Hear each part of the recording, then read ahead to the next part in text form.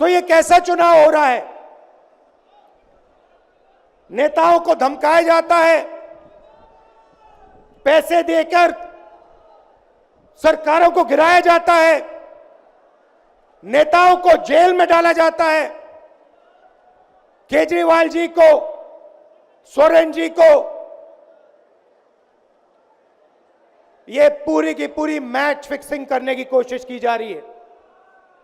और ये match fixing सिर्फ नरेंद्र मोदी नहीं कर रहे हैं, ये मैच फिक्सिंग नरेंद्र मोदी और हिंदुस्तान के 3-4 सबसे बड़े अरबपति मिलकर कर रहे हैं। यह सच्चाई है। और यह मैच फिक्सिंग क्यों हो रही है? भाइयों और बहनों, इसका सिर्फ एक लक्ष्य है कि हिंदुस्तान का संविधान, जिसने इस देश के गरीब लोगों को भविष्य दिया, सपने देखने का हक दिया, उस संविधान को हिंदुस्तान के गरीब जनता से के हाथ से छीनने के लिए यह मैच फिक्सिंग की जा रही है।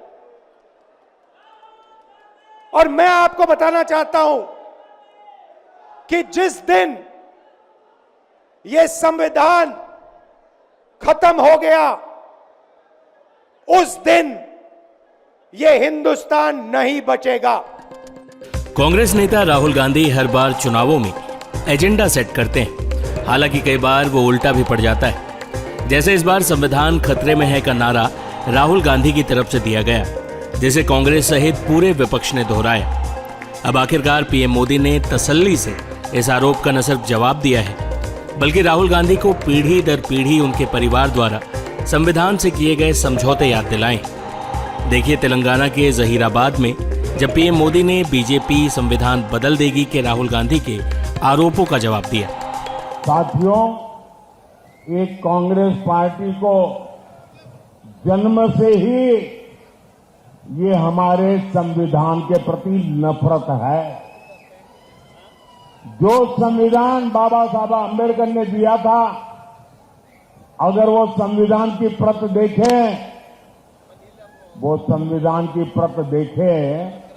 तो उसके ऊपर एक एक पत्ते पर रामायण महाभारत का चित्रांकन है। हमारी संस्कृति, हमारी परंपरा का चित्र है इस पर, और हमारे संविधान की, भारत की महान सांस्कृतिक विरासत के साथ उसको कड़ी रूप से जोड़ने का एक अद्भुत प्रयास था।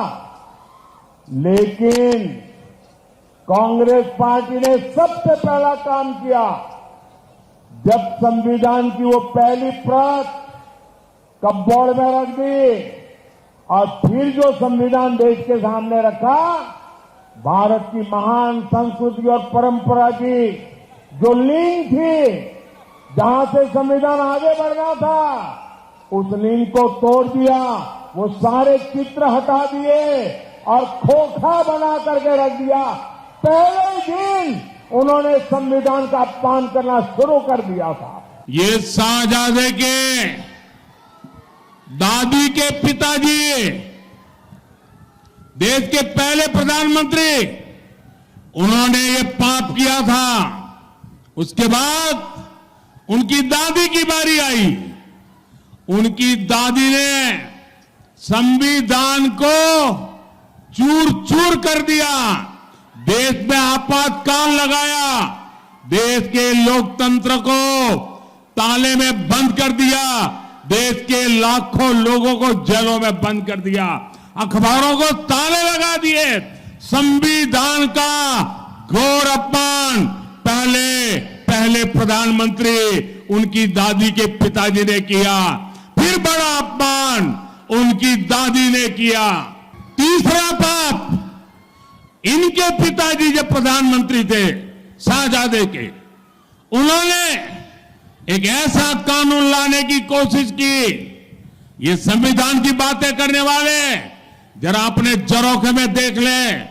उन्होंने ऐसी बातें की, देश के मीडिया को, देश के अखबारों को डराने के लिए एक ऐसा भयंकर कानून लाए, देश का सारा मीडिया मैदान में आ गया, देश का विपक्ष मैदान में आ गया, संविधान के रक्षक भारतीय जनता पार्टी के लोग मैदान में आ गए और उनके पिताजी को झुकना पड़ा और वो जो संविधान पे खिलवाड़ की कोशिश करती थी वो उनको रोकना पड़ा।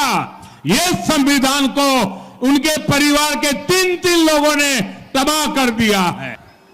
उसके बाद संविधान से सरकार का जन्म होता है। सरकार की कैबिनेट अत्यंत महत्वपूर्ण इकाई होती है।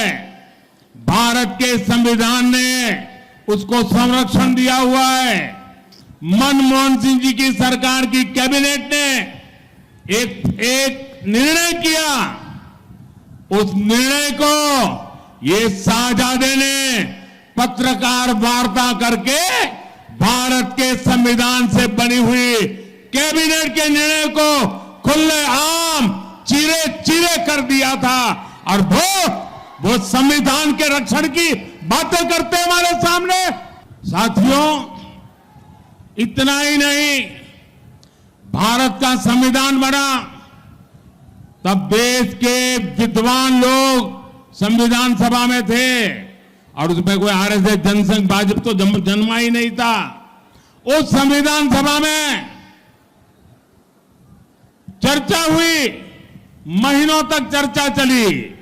डॉक्टर बाबा साहब आंबेडकर ने अपने विचार रखा और संविधान सभा ने निर्णय किया कि धर्म के आधार पर इस देश में कोई आरक्षण नहीं होगा। आरक्षण दलितों, आदिवासी, ओबीसी के लिए ही होगा, औरों के लिए नहीं होगा।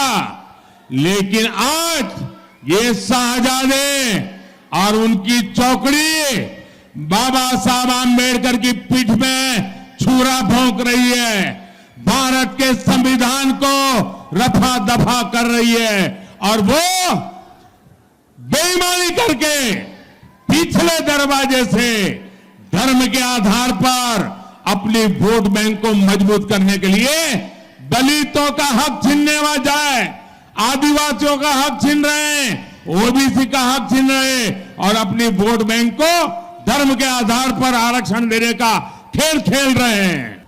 ये कांग्रेस वाले जरा कान खोलकर सुन लो, ये मोदी संविधान मेरे लिए मेरा धर्म ग्रंथ है, मेरी सरकार चलाने के लिए मेरा धर्म ग्रंथ है। और तुम्हें तो मालूम नहीं है, जब भारत के संविधान को 60 साल हुए, इस देश में अकेला मैं मुख्यमंत्री था, अकेला गुजरात का मुख्यमंत्री था जिसने संविधान के 60 साल का उत्सव मनाया था।